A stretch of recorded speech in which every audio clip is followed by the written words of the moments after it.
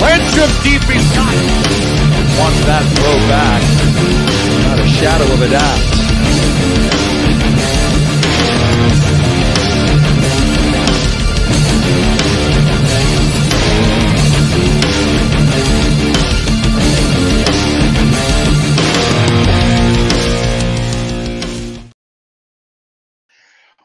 Welcome to the second edition of Summer Showcase. I'm your host, Michael Washington, once again bringing everything that I can for you as far as news and recaps are concerned with the European League of Football. Thank you, Sam, for that wonderful introduction here from the Shady Sports Network. I fully appreciate that wholeheartedly. First and foremost, let's start off with some news. There was tons of movement this week.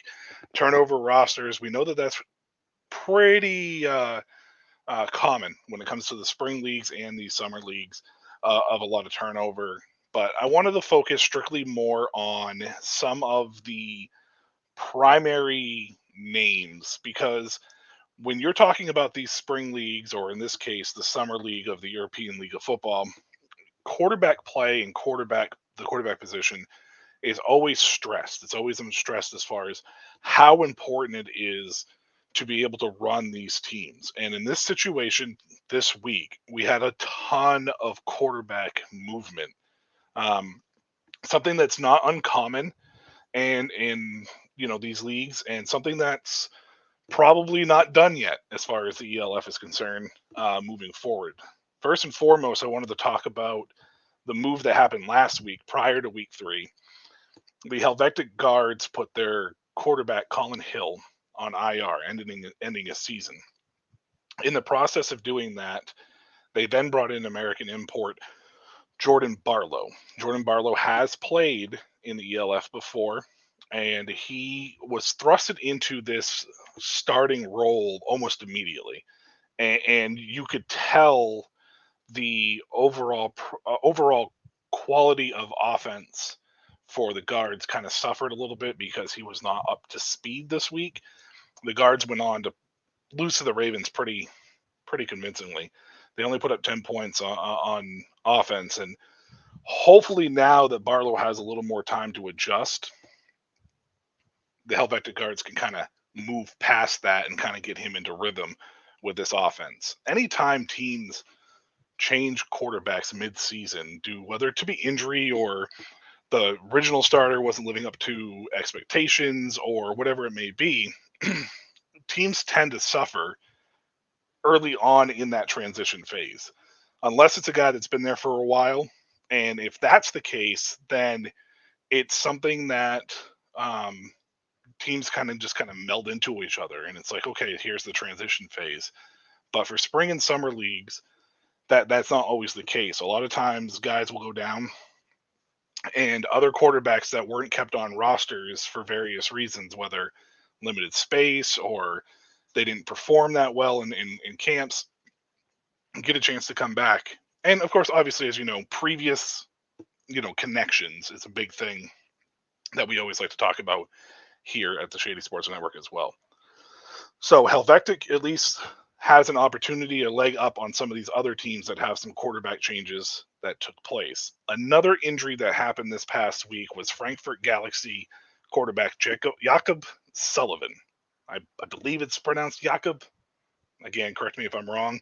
I have a tendency to not know these names specifically, so I might butcher some of them. Hopefully not. Hopefully I do all right with them. They put him on short-term IR, though. At least I think it's short-term IR. They did transfer him to IR, but I read that he was only out 4 to 6 weeks, so it's not season-ending. And in the process, they signed Steve Cluley, another American import quarterback.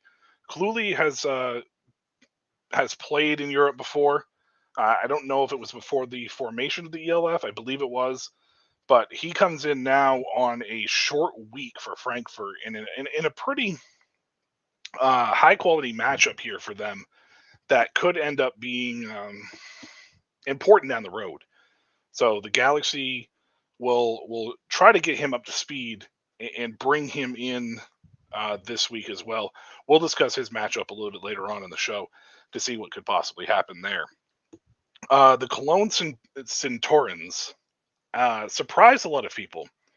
They actually released Dylan Jacob after their game this week. Now I know they lost this week.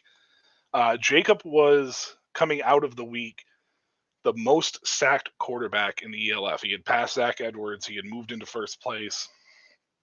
So I don't know how much of this move was more Jacob being kind of um, a scapegoat as much as it was necessarily that Cologne has some issues to figure out. That offensive line clearly is a problem. It's been a problem. A 1-2 record, definitely not going to be something that a lot of people are going to be happy with coming out of the gate.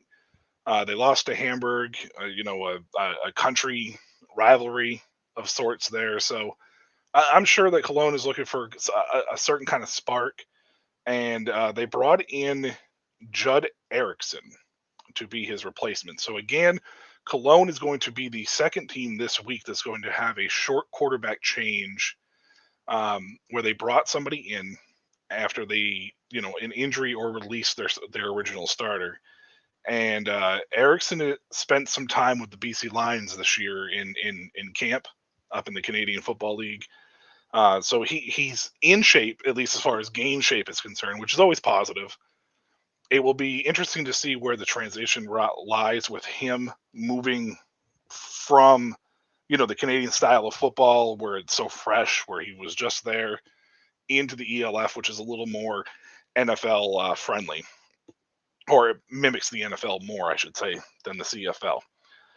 Erickson will have the duty of trying to help, hopefully, turn this season around for Cologne, because a rough start so far for the beginning of the season. One last quarterback change, or quarterback move, I should say. Fierfar and Throners. I guarantee I'm not saying that properly. I apologize to the French. Let go of American import Gerard Evans from Virginia Tech. Evans was the second most sacked quarterback coming out of the week. So the Enthroners definitely have issues with the offensive line as well. And it's very similar to the Jacob situation with Cologne, as I kind of feel Evans was a little bit used as a scapegoat here, because Evans did not really play that poorly. There was some people that kind of, some rumblings of some, body language type issues. He felt like he was defeated, or he kind of looked like he was in a rough, not really checked into the game last week towards the end. But he had a sensational fourth quarter, or, a really good fourth quarter for as far as the Enthroners are concerned. And the offense kind of looked like it started clicking there towards the end. Now, that the game was well out of reach by the time that they started turning that around. So the front office and the head coach over there is definitely looking for something to kind of spark this young franchise. It's an expansion franchise. There's always going to be struggles no matter what happens there. Evans was extremely, extremely graceful in his exit from the Enthroners. He posted a very, I thought, professional and well thought out goodbye to the team. We'll see what his next step is moving forward as well. Now, the reason why quarterbacks have a tendency to be the most important part, especially in the spring leagues and stuff, and why it's important to have the ability to have a second quarterback of sorts, is because in this situation, the Enthroners did not bring anybody in. They are, or at least as of this week, they haven't brought anybody in. So this week they are going to run with national QB. Again, I apologize if I mess this up. Mate Hegedus. He's a national QB. I honestly personally don't know much about him. He will be making his 2023 debut for a team that has really struggled to move the ball offensively. They have struggled defensively to be able to keep themselves into games. And it will be interesting to see what they do in this game. They have a tall task in hand with the Panthers' War Claw. So it could it could be another long week for the Enthroners, but we'll see what happens with the quarterback situation moving on to next week. Maybe they can bring somebody in that will turn this around and kind of really, solidify this franchise, for the future. Maybe they can find their guy and kind of salvage a season that obviously is not going the way that they were hoping for right off the bat. As far as the other games are concerned, the other quarterbacks are concerned. Uh,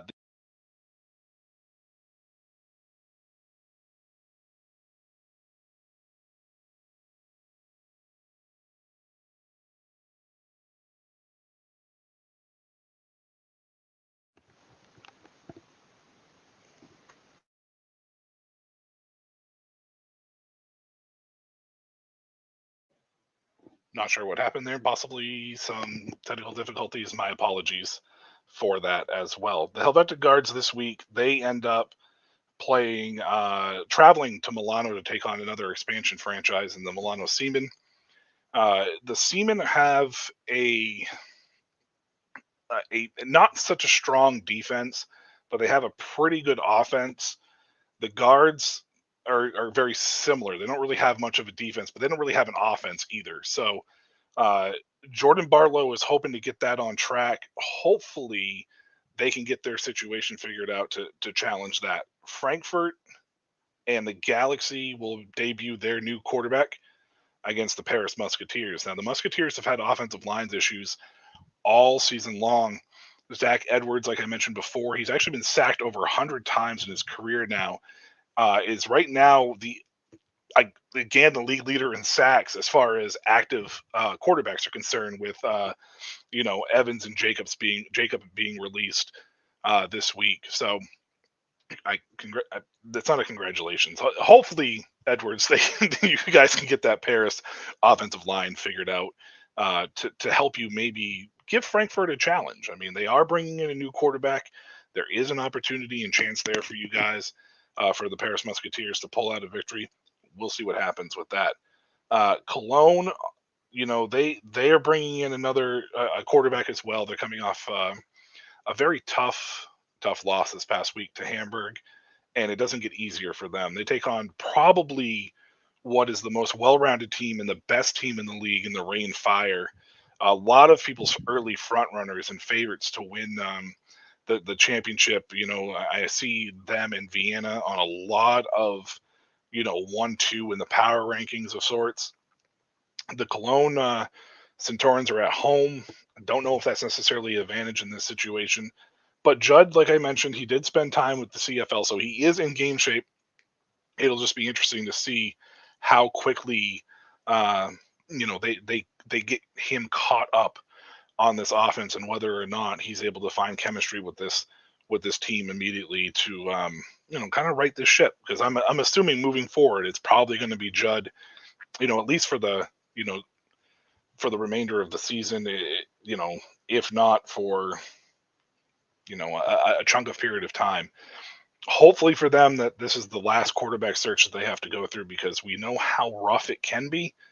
But Judd Erickson is going to be the guy, I think, moving forward.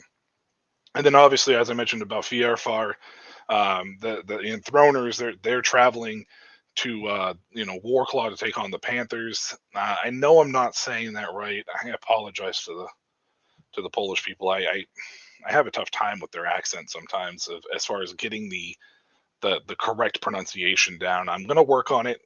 Hopefully, I can get it to you properly from here on out. Now, the other signing that wasn't a quarterback signing that kind of stood out to me this week was defensive back Justin Rogers, signed with the Munich Ravens. The reason this stands out to me is because, first of all, Justin Rogers is an ELF All-Star. That let's start there. He's been in the ELF. He's made the All-Star team. He knows the league. So the reason it stands out to me the most, though, is because he just spent 10 games with the XFL here in America. And this is the first player that I can think of that is doing what we call the double dip. He's in the XFL. He's playing his 10 games in the XFL, getting paychecks over there.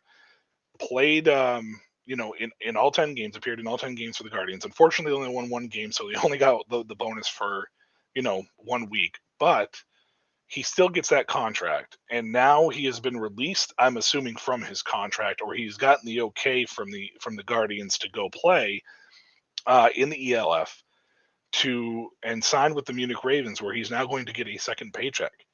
And that's kind of the definition of what these leagues are truly about. It's about the players, and it's about bringing quality players to leagues to make money, to be able to make a living and keep their careers going. Justin Rogers is an excellent return player. He's very good in the secondary, good closing speed, and has good instincts. This is a team with Munich that has struggled insanely and mightily against the pass this year.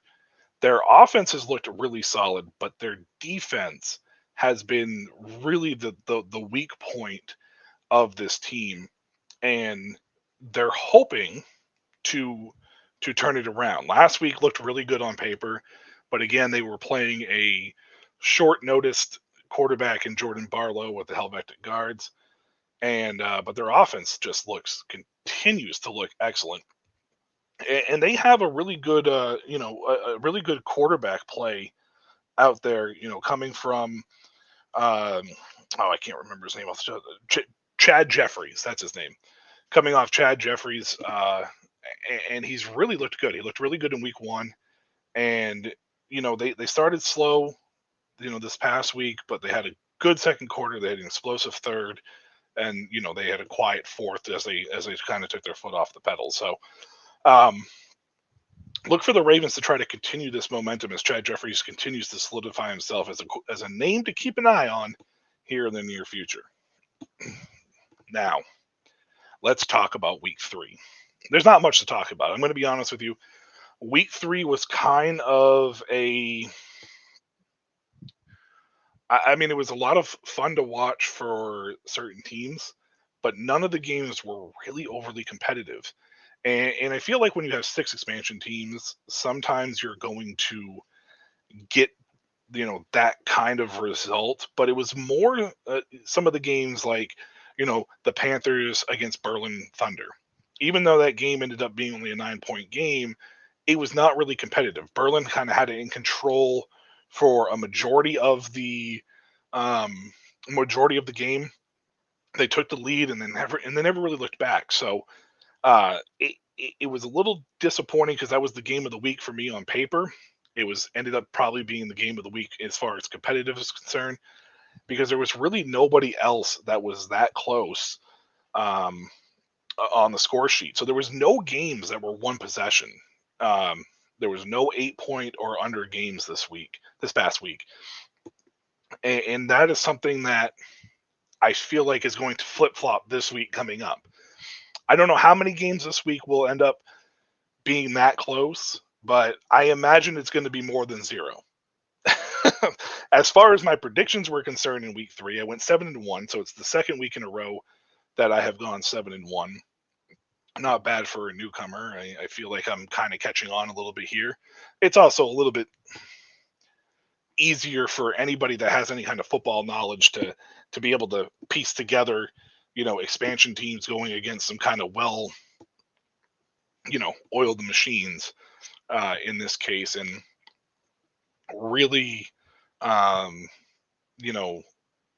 of using your what's the word I'm looking for? Educated guesses going on there. So hopefully I can hit that 8-0 record. I would like to do that this week much harder. We'll preview a little bit of week 4 here in a minute. Week 3, we saw a lot of the same trends. The Enthroners kind of let that game get away from them against the Leipzig Kings. The Kings put up almost 50 on them.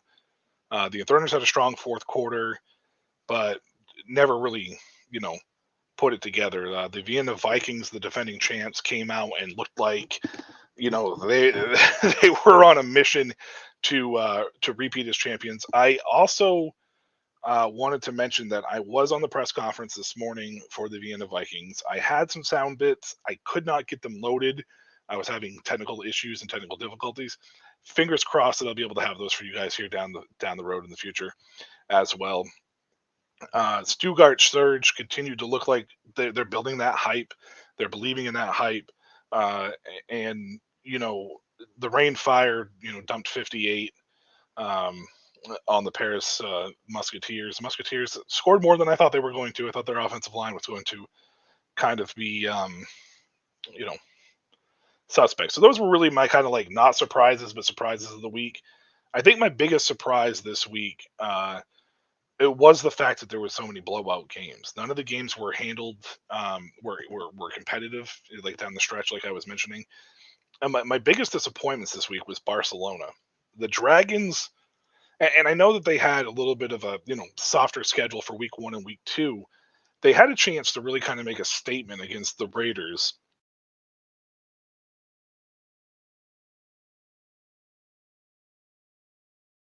with his control. He wasn't able to make a lot of the same passes. His accuracy had some issues.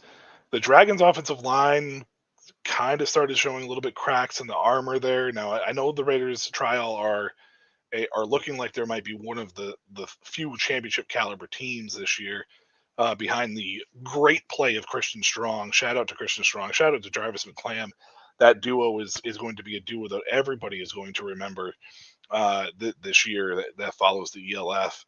I put them at number one. I probably put Matthew Vitelli and Tony Tate from the Panthers at number two right now. But there are a lot of great quarterback wide receiver combinations in the league this year. So they were probably my biggest disappointment, just because I thought that game might be a little bit closer and they might show that there was really no reason to be surprised by people. We'll see if they're able to bounce back as well. The expansion teams, the Ravens played in an expansion team. They are an expansion team. Other than that, though, the expansion teams were once again not, uh, you know, in good shape. Some of them produced, decently enough. The Prague Lions had a pretty strong fourth quarter behind Shazon Mumphrey. He hit a few, deep passes against Vienna to be able to put the 21 on the points, 21 on the scoreboard for them.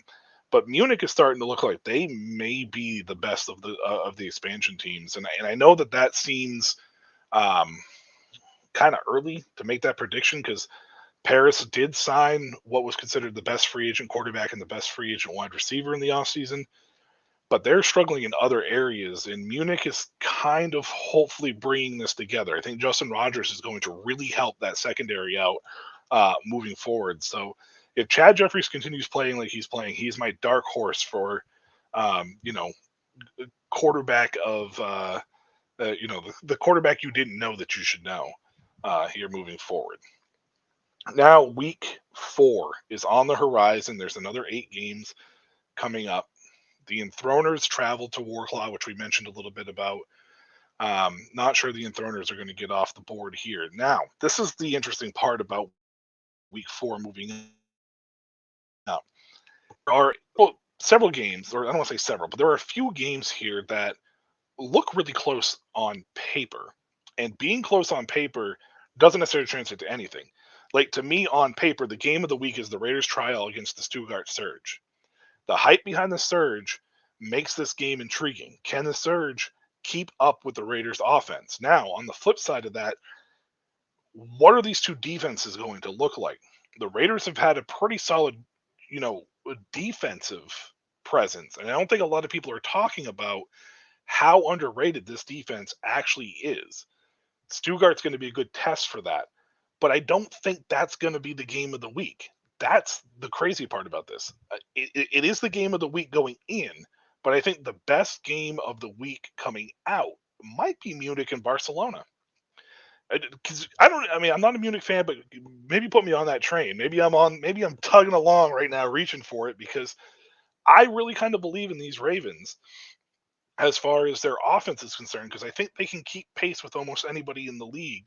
It's just that defense needs to straighten themselves out. If the defense can straighten themselves out, this Ravens team could upset some people along the way. And Barcelona saw a little crack, a little cracks in that armor as far as the offensive line was concerned. moving into week 3, this puts week 4 into question now, even though this is the third expansion team that they have faced. Are they going to have that same success? Will Connor Miller be able to continue, a little bit opening of the hot streak that he has? Or will this be like last week where Barcelona kind of cracked under the pressure and kind of let that game get away from them? Keep an eye on that game. Also, Leipzig Kings against the Vienna Vikings. Leipzig doesn't have a really strong offense, but the defense is pretty solid. Vienna has just been explosive in the 2 games that they have played, undefeated at this point, looking like they're going to repeat. But this is a conference game, and conference games are always much stronger or much tougher to win. Does Vienna kind of maybe slide a little bit here, or does Leipzig kind of let this game get away from them like we've seen a little bit with some of these other teams in the past? Who knows? Performances of the week, you can keep an eye on Paris and Frankfurt too. Frankfurt is going through a quarterback transition, which we talked about earlier in the show. And having that transition kind of makes you wonder, you don't know what to expect. Are the Galaxy a strong enough team to be able to, overcome this transition and kind of put Paris to bed early? Because if they let Paris stick around, I think they might be strong enough with behind Zach Edwards to go out and get their second win. Keep an eye on that game as well. The Rainfire, they play Cologne in an unfortunate situation for Cologne, and Hamburg Sea Devils. A lot of people aren't talking about them. This is the toughest 4-week schedule, I think, for any team that I've seen so far. They opened with the Panthers, which, to be honest with you, I don't think anybody necessarily expected Vitelli and Tate to go off the way they did, and the Panthers' offense to look as good as they did in week 1. But they did, and then week 2 they played a strong Berlin team. Week 3, this past week they went out there and beat Cologne, which ended up in Dylan Jacob being released. But it wasn't Berlin they played. They play Berlin this week in week 4. My apologies. It was Vienna they played in week 2, and they only lost to Vienna by 3 points. So the Vikings are a lot of people's top 2 in the power rankings, and Hamburg kept them to 27 points, and they scored 24 themselves. So the Sea Devils might be the best one win team in the league in this situation, and we'll see what happens. Now I have an article coming out next week, or not next week, sorry, tomorrow, Friday, for this week 4. It's my previews and predictions article, so you can follow that over there at the Shady Sports Network and take a look at that. Give it a good read. Let me know. Give me feedback, please. Anybody that's out there that follows the ELF, that follows the European League of Football, and wants to be a guest on the show even. I love talking football, and I really want to get to understand this league more. I'm not well educated yet in the players, so anybody that has more knowledge than me, and trust me, there's plenty of people that have more knowledge than I do, especially with certain leagues. By any means, please reach out to me. Let's talk football. That's all I really want, is I want to talk football, and especially the ELF. I love new leagues. I love getting involved with new leagues and learning, the different rules, and learning the intricacies as far as the offense is concerned.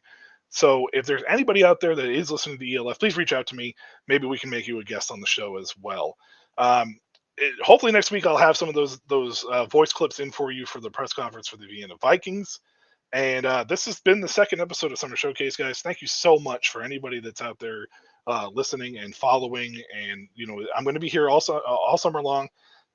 Every Thursday at 8:30 p.m. Eastern, doing this show, regardless of whether I get a billion views or not. That has nothing to do with it. I just want to talk football, and I want people to, especially here in America, kind of get a understanding that European football, American football in Europe is a thing, and it's good quality football.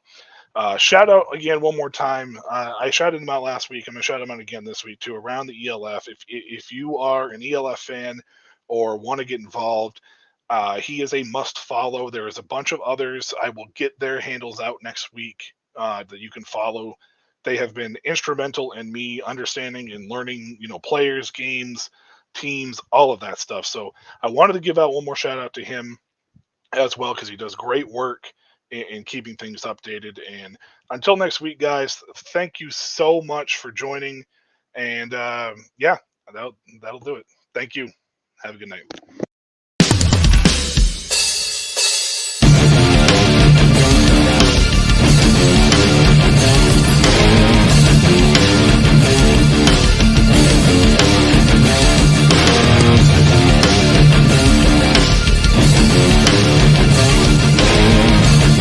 Get their defense back off the field. Happy feet taking another look. Landstrom's deep. He's got it.